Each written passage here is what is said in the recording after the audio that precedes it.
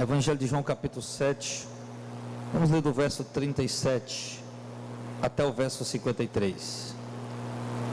E no último dia, o grande dia da festa, Jesus pôs-se em pé e clamou dizendo: se alguém tem sede, venha a mim e beba. Quem crê em mim, como diz a Escritura, rios de água viva correrão do seu ventre.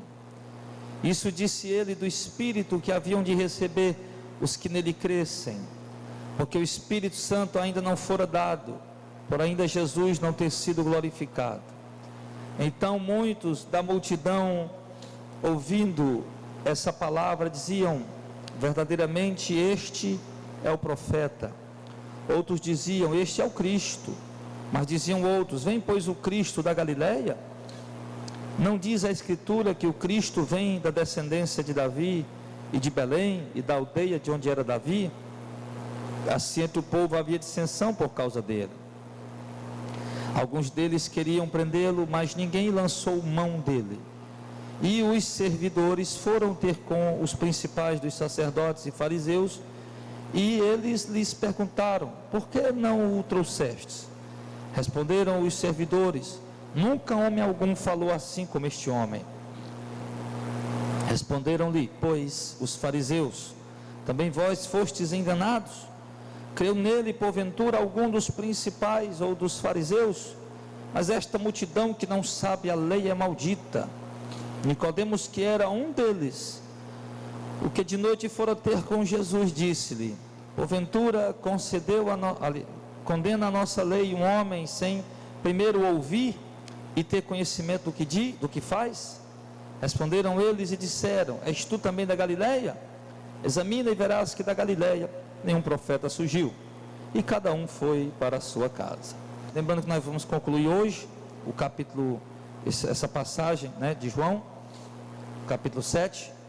No versículo de número 37, Jesus está ali, como diz, no último dia, o grande dia da festa. Sabemos que Jesus está na festa das cabanas, a festa dos tabernáculos. Essa festa durava ali 7 dias, e sempre o primeiro dia de uma festa e o último dia era o dia mais movimentado. E o último dia, com certeza, sempre é o dia mais movimentado, porque a festa começa naquele período, depois vem o segundo, terceiro dia, ainda tem pessoas chegando de outras cidades, de outros lugares, peregrinos, prosélitos, enfim, judeus que moram em outras nações, e o povo vinha, as pessoas preparavam para vir, mas muitas pessoas, na verdade, acabavam chegando para o último dia, o grande dia principal da festa, embora chegasse 2, 3 dias antes, não participasse da festa inteira.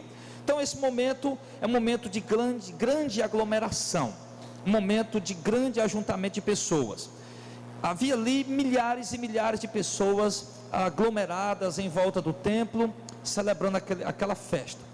Nós vimos também que todos os dias, num período do dia, as pessoas que estavam celebrando a festa das cabanas, como aquela festa era comemorando a peregrinação do povo de Israel pela caminhada de 40 anos no Egito, ou na saída do Egito, ali no meio do deserto, nós vimos que eles celebravam dentro de cabanas, feitas de palhas, onde eles passavam os dias ali, tanto fazia o rico como o pobre. E outro fator importante também, era que num determinado momento do dia, aquelas pessoas iam até o tanque de Siloé, iam pegar água, e eles pegavam a água, levavam para o templo, e ali eles derramavam aquela água num determinado lugar. E o que é que eles queriam dizer com isso? Que quando o povo caminhou pelo deserto, Deus os sustentou com provisão de água. Já que eles andavam pelo deserto, não haviam mananciais, não haviam rios, não haviam lagos, nem açudes, nem bacias hidrográficas, e ali Deus providenciava. Você vê Deus ali fazendo milagres para sustentar aquele povo com água, com comida, e no ponto aqui com água, quando Deus mandava sair água da rocha, quando águas que não eram boas, Deus as transformava em água potável.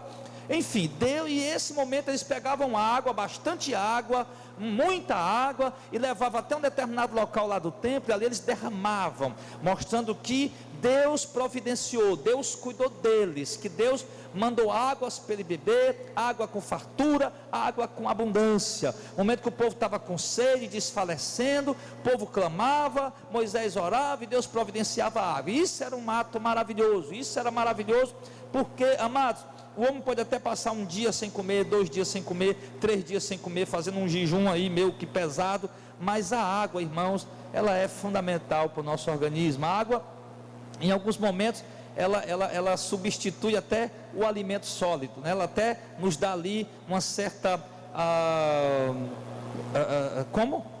saciedade, né? Um momento ela nos torna saciados. E ali Jesus olhando para aquele momento da festa, olha como Jesus era inteligente na pregação dele, como Jesus se aproveitava das coisas que estavam em volta dele. Você vê Jesus no momento, o semeador saiu a semear, tinha um homem plantando por ali em algum lugar, né? Jesus chamava o povo, as minhas ovelhas ouvem a minha voz, elas me ouvem, elas não seguem o estranho. Jesus olhando alguém ali cuidando de ovelhas, né? Aí agora Jesus olha para aquele momento, o povo levando água, bastante água, felizes, alegres, contentes, porque Deus tinha providenciado água. Aí Jesus se levanta, se põe de pé e clama, né? Ele grita, ele fala alto dizendo, se alguém tem sede, que venha a mim e beba. Ou seja, Jesus leva a memória daquele povo até... o povo está, aliás, com a memória, né, com a sua mente, o seu coração, lembrando dos momentos difíceis da caminhada do deserto, momento que eles estavam com sede e que Deus providenciava. Aí agora Jesus vai e fala que Ele é a provisão da água que sacia a sede do homem. Só que Jesus, irmão, ele diz agora, eu lhes darei água, eu saciarei a vossa sede. Com isso Jesus está obviamente se colocando no lugar de Deus, ou melhor, na posição de Deus, né? Está se colocando na posição de Deus realmente, porque foi Deus quem supriu a necessidade do povo, a sede do povo, e Jesus diz ali que Ele é quem vai suprir a sede daquele povo, está assumindo a sua posição de Deus. E ele diz, e se alguém tem sede, que venha a mim, beba. Ele diz que está disposto a saciar a sede do homem, como sendo Deus, mas é preciso que o homem vá até Ele, para que possa beber.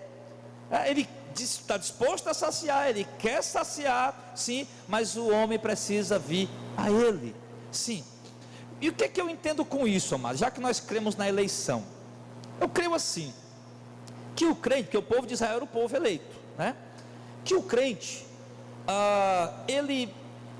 às vezes a gente serve a Deus, a gente serve a esse Deus maravilhoso, e tem coisas que apesar de servir a Deus, a gente não apresenta a Ele em oração, a gente não busca nele, a gente não se aproxima, às vezes está cheio de ansiedade, cheio de anseios, cheio de preocupações, né? E temos um Deus que nos sacia, que nos satisfaz, e a gente corre para outro lugar, a gente corre para outras fontes.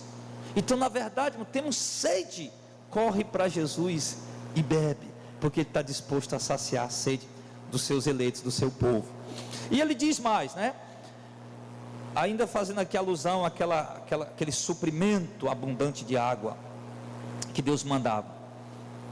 Quem crê em mim, como diz a Escritura, rios de água viva correrão do seu ventre. E disse ele... Isso disse ele do Espírito que haviam de receber os que nele crescem, porque o Espírito Santo ainda não fora dado, por ainda Jesus não ter sido glorificado. Então o que ele está falando agora? Eu vou lhes dar sede, eu vou saciar a sede de vocês, mas como vocês podem perceber, eu não estou falando de águas, dessas águas normais, essa água física, palpável, líquida, né? Eu não estou falando desta água, estou falando de águas vivas.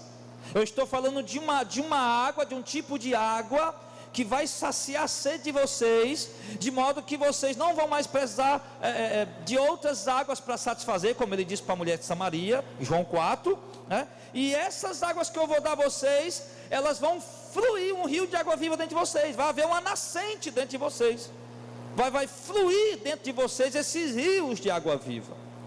Ou seja, poxa vida, que água interessante é essa? Que eu não vou mais como aquela mulher de Samaria, João 4, né? Ela disse assim, Senhor, me dá dessa. Se soubesse quem está te pedindo água, tu mesmo que me pediria água, eu te daria água viva. E ela disse, Senhor, e você não precisaria mais beber? Já vi aqui buscar, Senhor, me dá dessa água. Aquela mulher se interessou pela proposta, mas na verdade ela não estava entendendo o que Jesus estava querendo dizer, porque, amado, Jesus se referia ao Espírito Santo. Que quando o homem tem o Espírito Santo, que quando nós temos o Espírito Santo, amado, ele flui dentro de nós, ele corre dentro de nós, irmãos, como rios de água viva, como uma fonte que sacia. Quando o homem está com sede, ele vai à fonte. Então nós temos a própria fonte dentro de nós. Se nós temos sede de Deus, nós temos a fonte dentro de nós. Se nós temos sede de conhecer a Deus, nós temos a fonte que revela o conhecimento de Deus dentro de nós, o Espírito Santo. E Jesus disse que nos daria, amados, e ofereceu isso para dar para aquelas pessoas. Então, querido, Jesus oferece ainda hoje a dar o Espírito Santo àqueles que estão ouvindo o Evangelho e sendo chamados. E com esse texto, Jesus não nos oferece esse rio de águas vivas, o Espírito Santo, porque ele já, para nós aqui, porque ele já habita em nós, mas nós precisamos ter esse conhecimento, que o Espírito de Deus, que sacia qualquer sede que há no homem, habita dentro de nós. É como um manancial. Puxa vida, você vai numa cascata, você vai num manancial, vai num lugar onde tem água corrente, água abundante ali. Você, poxa, quanta água, meu Deus, que abundância de água, aquelas hidroelétricas, né, que você vê aquelas águas descendo ali, e aquela força tremenda, ali não falta água, é uma fartura, abundância de água. Jesus estava fazendo uma alusão, que o Espírito de Deus, amado, ele nos preenche, ele nos satisfaz, ele nos preenche ao ponto de satisfazer nossos anseios, nossas ansiedades. Pastor, por que é que eu mesmo sendo crente tenho isso? Porque você não busca nele, porque ele está em você, mas muitas vezes ele está adormecido, ele está, como diz, apagado, entristecido, extinguido. Então você precisa buscar nele, porque nós temos um bem tão grande, um tesouro tão grande dentro de um vaso de barro, que é o Espírito Santo, que a gente acaba desprezando.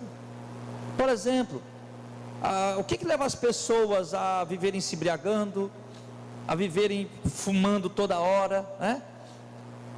Pessoas ansiosas ali toda hora, toda esta pessoa está ansiosa. O que leva a isso? A ausência do Espírito de Deus na vida delas. E por que algumas vezes nós passamos isso? Eu posso passar por isso, vocês podem passar por isso, como crentes que têm um Espírito. Mas por que podemos passar por isso? Por negligência nossa própria, por falta nossa própria.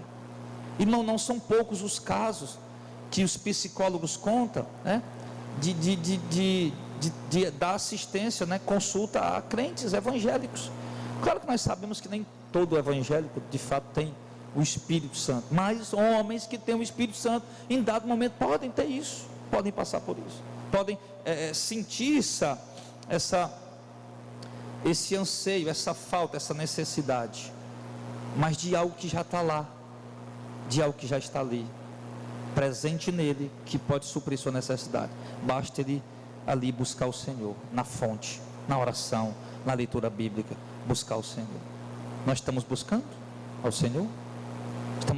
Os nossos anseios vão sendo saciados quando nós vamos lendo a palavra, vamos orando, vamos tendo intimidade com esse Espírito, com esse Santo Espírito, vamos tendo comunhão com Ele. Ele vai tranquilizando nossa mente, nosso coração, nossos anseios, e vai nos mostrando que tudo tem um tempo certo para Deus fazer, e tem coisas que Deus não vai fazer, e Ele nos consola, nos conforta em viver sem aquilo, porque Ele já nos consola dizendo que Deus não vai fazer, e as que Deus vai fazer, Ele nos consola, nos conforta, nos tranquiliza a esperar a hora certa, o momento certo. Então nós precisamos, irmãos, nós precisamos entender isso. Só que no caso ali, o Espírito Santo, como diz aqui, ainda não havia sido dado. O Espírito Santo só seria dado quando Jesus fosse glorificado. E a gente vê Jesus dizendo para os discípulos na sua despedida, a despedida de Jesus está em João 15, 16, 17, e em dado momento Jesus diz: olha, eu tenho que ir, porque se eu não for, o Consolador não virá, mas se eu for, eu o enviarei. Então o Espírito Santo só podia vir quando Jesus subisse, quando ele fosse glorificado, quando ele morresse naquela cruz, quando ele ressuscitasse ao terceiro dia, subisse ao céu, foi glorificado. Aí agora ele enviaria o Espírito Santo.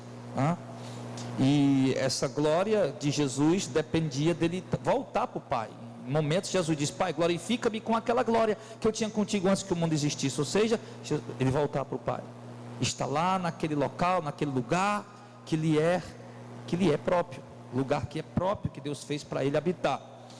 Então só quando Jesus subisse é que o Espírito Santo viria, e quando o Espírito Santo viesse, ele seria esse rio de água viva na vida do crente, né?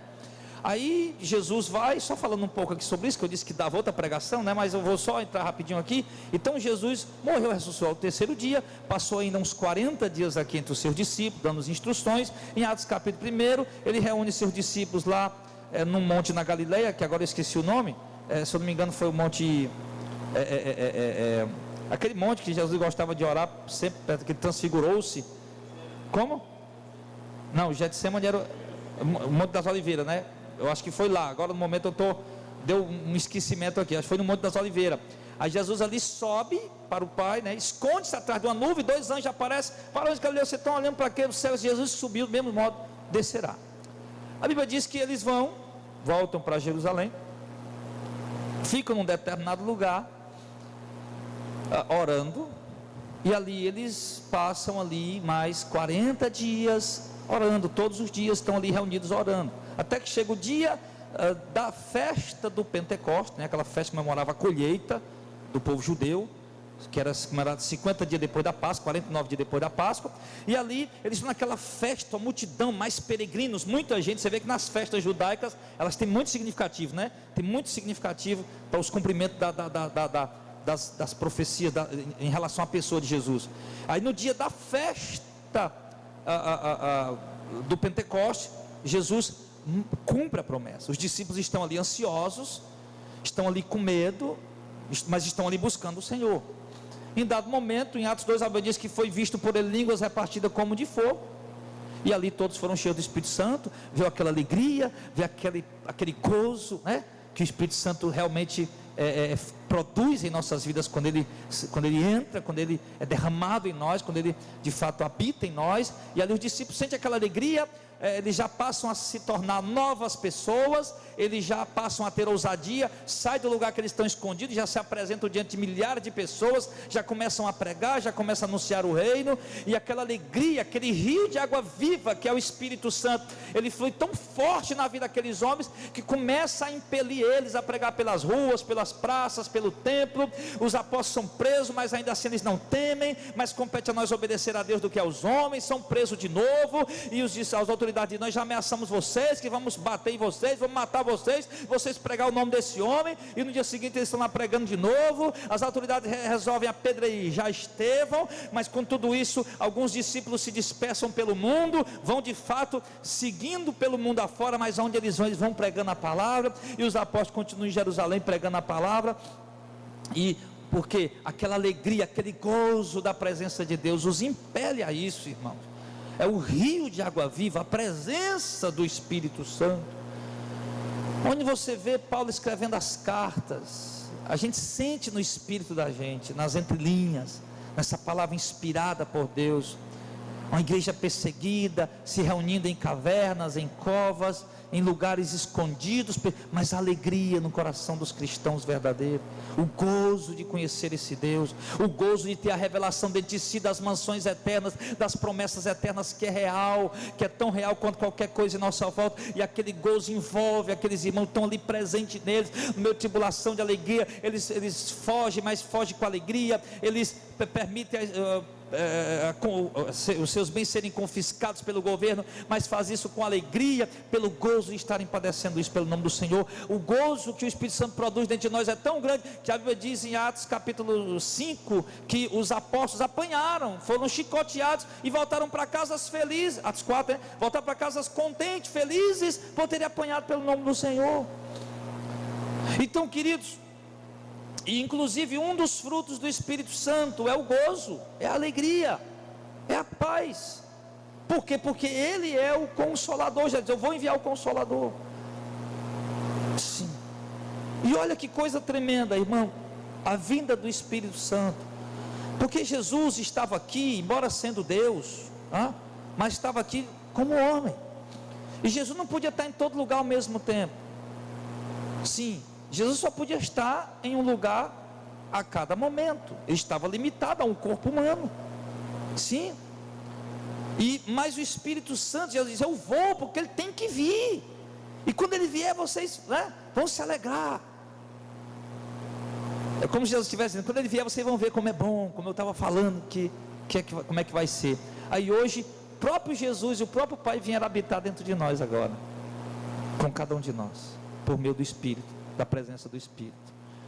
De modo que ele não está mais limitado num corpo humano, de estar apenas no lugar ao mesmo tempo, de estar apenas ao nosso lado, mas agora dentro de nós, habitando dentro, no nosso espírito. Então, amado, esse é o rio de água viva. E nós, o povo de Deus, precisamos aprender a dar valor a esse manancial que está dentro de nós, a beber dele, a beber dele. Pastor, como é que eu posso beber dele? Como é que eu posso me saciar com esse rio de água viva? Se fosse uma água, eu pegava um copo e beberia. Sim, como é que eu posso me saciar dele? Orando. Orando, quando você dobra o joelho, ou em pé, ou sentado, sei lá, você vai orar, buscar a Deus, irmão, você está bebendo dessas águas. Quando você vai ler as Escrituras, e ler não com uma visão gospel, com a visão católica, com a visão evangélica, mas como quem realmente tem o Espírito Santo, ele vai te ensinando, vai te mostrando as verdades de Deus, vai te revelando o que as Escrituras dizem. Aí você está bebendo dos rios de água viva. E nós precisamos, amados, beber dele. Nós necessitamos, sim. E aí então, quando Jesus disse isso, né, dá uma adiantada, no verso 40, então muitos da multidão, ouvindo essa palavra, diziam: verdadeiramente esse é o profeta. O povo ainda não estava entendendo quem era Jesus. Viram a ousadia, viram a intrepidez, viram sua pregação, viram suas promessas, mas portanto, este é o profeta. Ou seja, havia a profecia que se cumpriu, inclusive João Batista, né, que viria o profeta antes do Messias, e não o Messias, mas na verdade o profeta era João Batista, que já havia vindo, mas o povo não havia crido, né, não haviam crido nele, como cumprimento de Isaías e de Malaquias. Mas Cristo na verdade não é o profeta, né? Ele não está dizendo, estão dizendo aqui, esse é o profeta. O profeta estão de fato se referindo ao profeta da profecia, é? Aí outros diziam: este é o Cristo. Opa, aí, ó. Outros diziam: esse é o Messias. Mas diziam outros: vem pois o Messias da Galileia. Olha a confusão que estava tendo lá, irmão. Rapaz, esse homem aí é o profeta. Não, ele não é o profeta, não, ele é o Messias. Não, ele não é o Messias, não. O Messias não vem da Galileia. Mas o Messias vai vir. A Escritura não diz, não está registrado nas Escrituras, né, que o Messias vem da descendência de Davi e de Belém, e da aldeia de onde é Davi. Jesus de fato veio de Belém, ele nasceu lá, né? Mas aquele povo não sabia, aquele povo sabia onde Jesus tinha crescido, onde ele tinha se criado, né? Que era na Galileia. Assim entre o povo havia dissensão por causa dele. O povo estava dividido por causa de Jesus. As pessoas estavam ouvindo sua mensagem, vendo suas obras, o seu trabalho, seu operar, suas promessas, porque, irmãos, olha, para aquela liderança judaica, aquele contexto religioso que o povo vivia, irmãos, se você entender aqui, nesse momento aqui, o Império Romano que dominava Israel, era um império que dominava muitas nações, e era um império politeísta, um império de dezenas e centenas de deuses.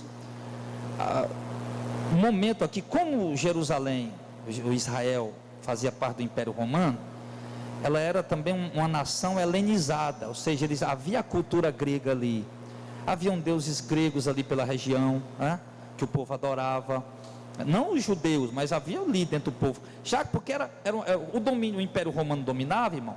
O Império Romano, muitas vezes, ele fazia o seguinte: pegava pessoas de outra nação, colocava dentro de outra nação, e pegava gente daquela nação, por exemplo, brasileiro, colocava lá dentro do Paraguai, pegava gente do Paraguai, colocava dentro do Brasil, mesclando o povo, né, para poder de uma certa forma até tirar a força do povo ali, para ele não se levantar contra Roma.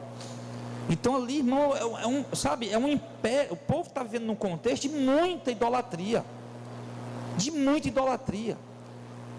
estudando sobre a história da igreja, irmãos, eu vi que havia tantos deuses que o povo adorava, que o povo acabou ficando incrédulo.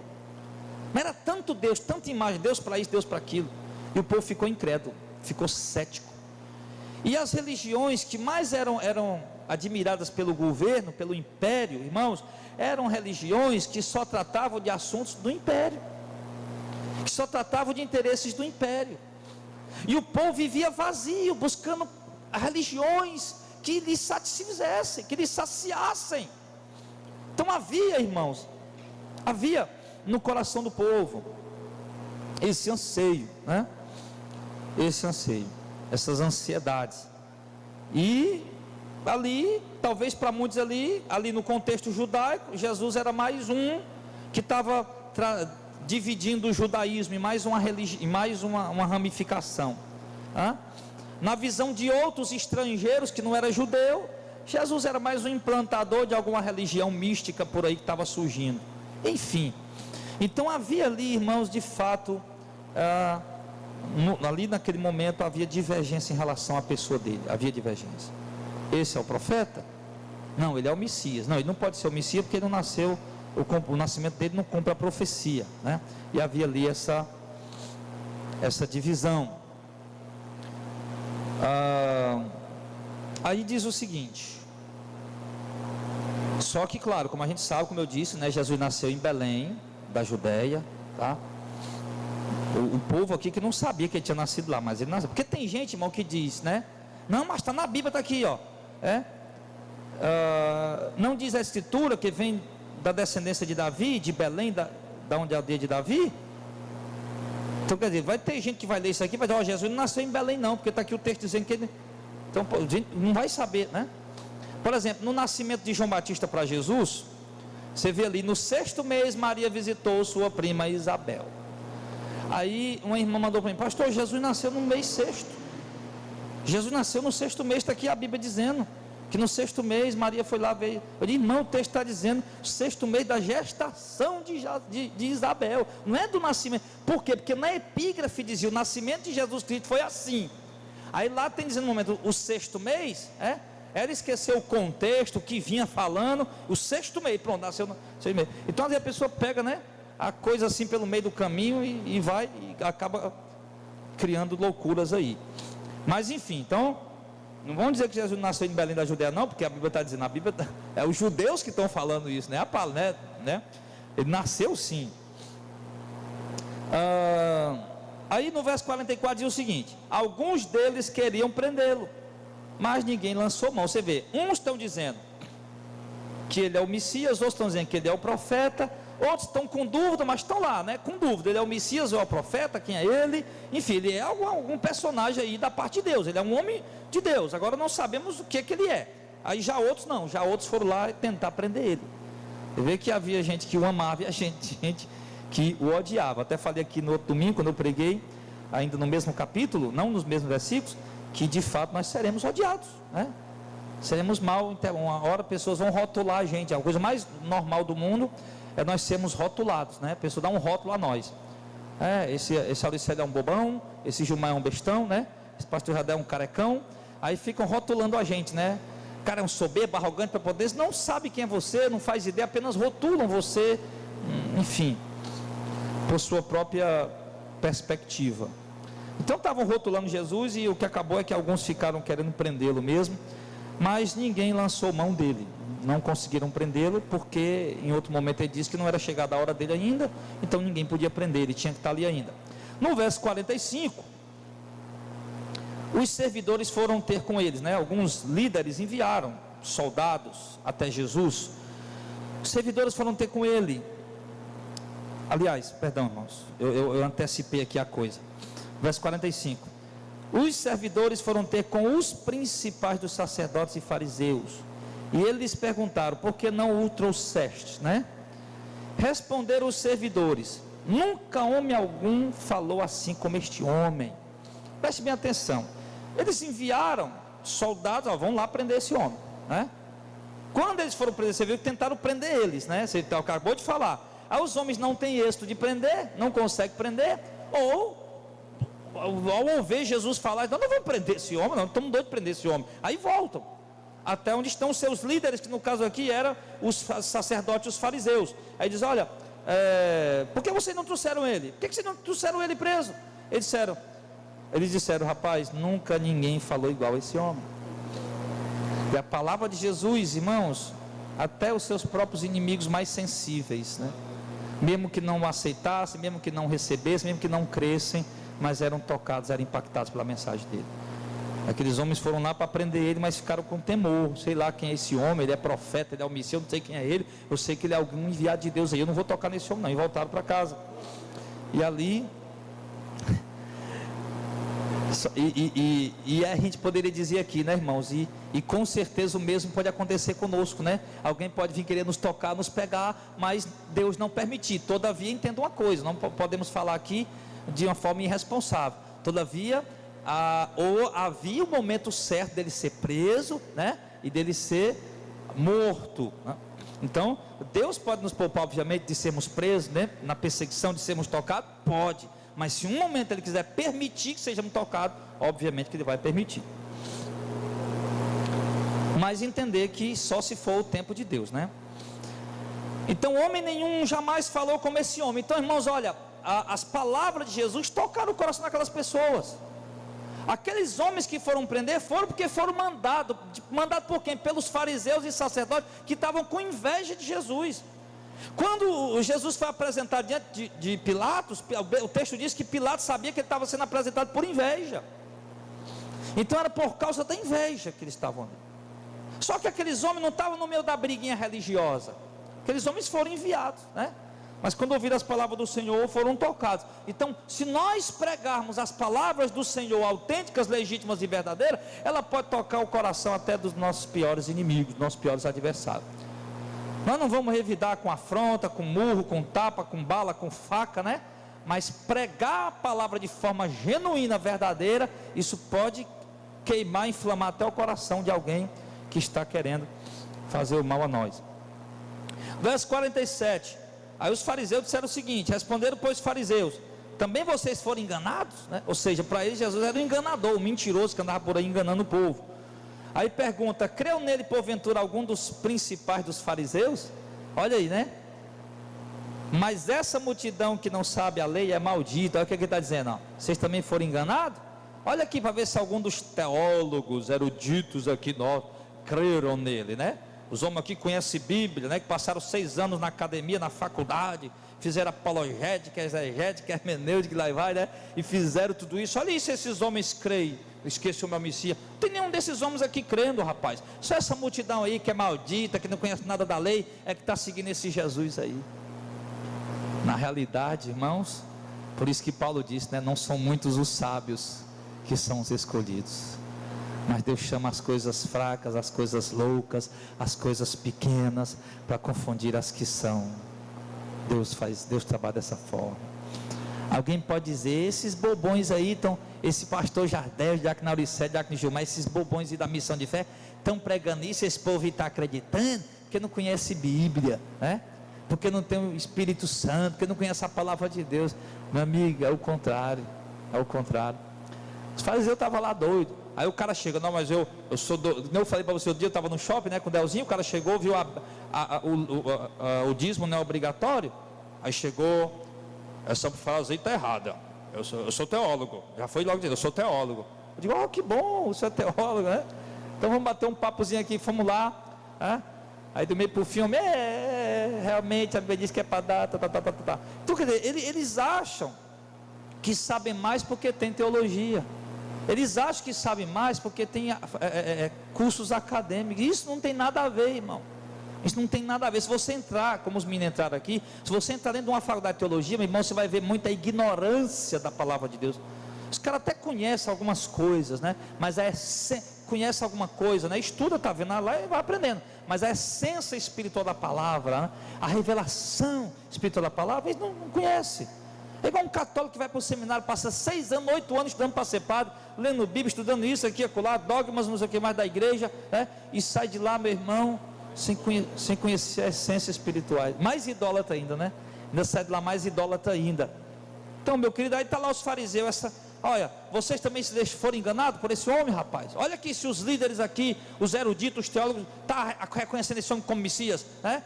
Eles olharam lá para o Antigo Testamento, as profecias, não estão se cumprindo nele, rapaz. Esse povo aí que não conhece nada de Bíblia, não conhece nada de lei, é quem está seguindo esse Jesus. Então na mente, irmãos, de muitos, né?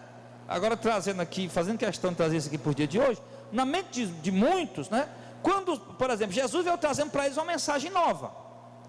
Poxa vida, Jesus veio trazendo a mensagem do reino de Deus, perdoe quem te feriu, a prostituta que deveria ser apedrejada, perdoa, joga a primeira pedra, quem não tiver pecado, e Jesus foi perdoando, e foi introduzindo ali uma lei, modificando toda a lei, introduzindo um amor na lei, enfim, tirando outras coisas, cumprindo outras coisas, dizendo que outras coisas não precisavam cumprir, porque o amor está acima de tudo, e ali para eles era uma doutrina nova, mas era a palavra de Deus. Então, nessa geração que estamos vivendo hoje, a palavra de Deus antiga, verdadeira, genuína, bíblica, quando ela é pregada hoje, de uma forma pura, sem mistura, ela é tida como algo estranho, ela é rejeitada, e principalmente pelos eruditos estudiosos dessa geração, dessa época, que acabam confundindo a mente do povo.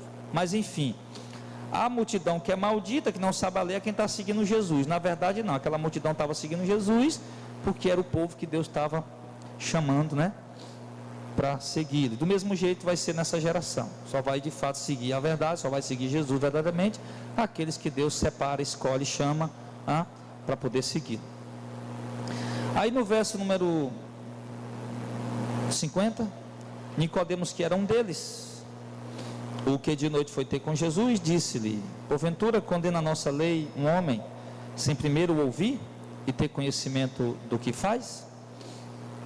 Responderam eles e disseram: és tu também da Galileia?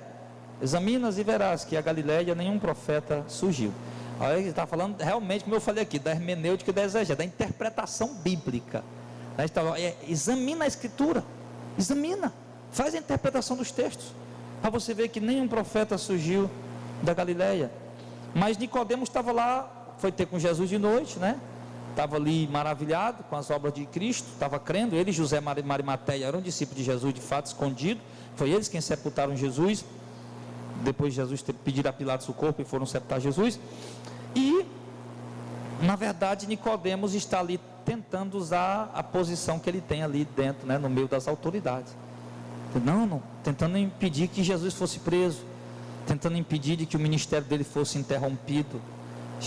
José de Arimateia, como um discípulo de Cristo, mesmo que sem falar abertamente, mas estava trabalhando lá dentro, né, para poder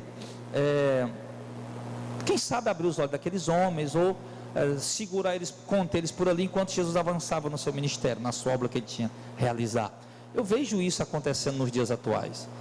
Eu tenho informações de pessoas, que eu não posso dizer o nome, já falaram comigo pelo canal, dizendo que estão na CCB, na Cristã no Brasil, né? Mas eram de lá, criam na doutrina, mas Deus abriu seus olhos, e eles estão lá dentro agora trabalhando para ver se abre os olhos das pessoas que estão lá. Do mesmo jeito, pessoas da Universal também, conheço pessoas, obreiros da Universal, 20 anos, 25 anos, que Deus abriu os olhos, conhece a verdade, mas não saíram de lá. Nós estamos lá dentro trabalhando para abrir os olhos daquele povo, falando com aquelas pessoas, abrindo os olhos delas lá dentro, que aquela igreja é uma heresia. Então assim, há pessoas, né, em alguns setores que nós não conhecemos, que não estão negando Jesus, mas estão trabalhando de uma maneira que Deus quer que eles trabalhem, não sei porquê, né? Deus tem seus propósitos com tudo, e estão lá trabalhando para que a obra de Deus avance, para que o reino de Deus avance, e trabalhando para abrir os olhos das pessoas que estão lá presas a alguma prisão espiritual ou religiosa. E Nicodemos estava lá também fazendo isso. Aí os outros lá estavam com tanto ódio, né, perguntando aí: você também é da Galileia, né? Você está querendo defender esse Galileu? Você por acaso é de lá? Então você vê ali que eles não têm negócio de bom partido, eles querem matar Jesus e pronto. O ódio é terrível, né? Mesmo um dos deles lá, mas eles agiram com truculência ali, com rispidez contra Nicodemos. E eles mandam que Nicodemos examine as escrituras, porque da Galileia nunca surgiu um profeta. Então observe, irmãos, como Jesus realmente disse, mesmo no Evangelho de João. Você diz: olha, vocês examinam as escrituras porque acreditam ter nela a vida eterna, e são elas que testificam de mim, contudo vocês não querem vir a mim para ter vida. Ou seja, Jesus estava dizendo: olha, vocês amam as Escrituras, examinam elas, esperando o Messias, e eu cheguei, e vocês não estão me reconhecendo, vocês não estão querendo vir a mim. Você observe que tudo eles correm para a Bíblia. A gente fala sempre dos crentes bereanos, né? Não seja como os crentes bereanos, meu irmão, mas ser bereano, sem interpretar a Bíblia corretamente, não vai servir de nada. Você podia dizer que, rapaz, os fariseus estavam sendo bereanos nessa hora, mas interpretando errado, interpretando de uma forma equivocada. Então isso, ao invés de contribuir, só vai prejudicar. Por quê? Porque interpretam, Diácono Auricélio, na visão da denominação, na visão daquilo que foram instruídos, não pela liberdade do Espírito Santo. Porque uma coisa é você interpretar a Bíblia na visão, eu vou interpretar a Bíblia na visão da missão de fé, na visão da Assembleia de Deus, na visão da presbiteriana. Não, está errado. Nós temos que interpretar a Bíblia na liberdade que o Espírito Santo nos deu, né? Agora, claro, interpretar de uma forma correta, não interpretar do meu jeito, né? Porque daí onde vai nascer na heresia é isso. Inclusive, uma das coisas que a Igreja Católica fez, achando que estava fazendo certo, né? Porque quando ela proibiu a leitura da Bíblia, e a Bíblia só podia ser lida no latim agora, e era proibido, no princípio parecia ter um bom motivo, parecia ter, presta atenção no que eu estou dizendo, né? Tem gente que não escuta as coisas e fica falando besteira depois, principalmente do povo da internet. Quer que vocês vejam.